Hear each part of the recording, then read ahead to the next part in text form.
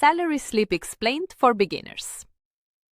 Do you receive a salary slip every month but don't really understand it? Basic salary, HRA, PF, TDS, all these terms can be confusing. In this video, we'll explain salary slip in simple language, step by step. A salary slip is a document given by your employer that shows how much salary you earned, what deductions were made, and how much money you actually received in your bank account.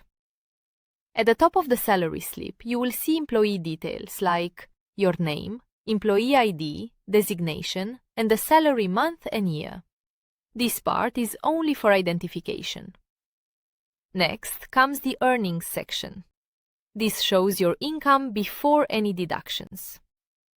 Common earnings: basic salary, fixed base salary, HRA, house rent allowance, special allowance, extra income, other allowances, travel, food, etc.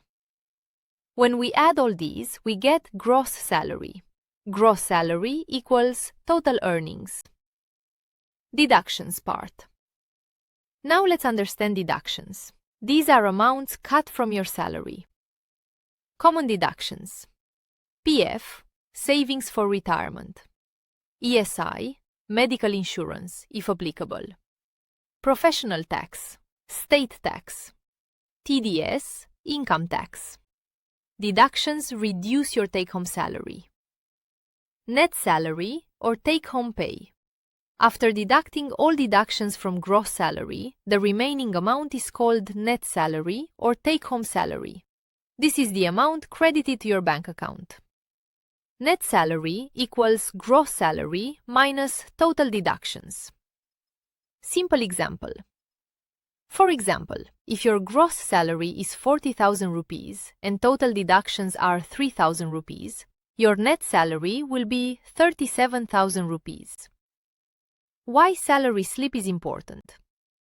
Salary slip is important for loans, visas, income tax filing, and as proof of income. Conclusion. So this is how a salary slip works.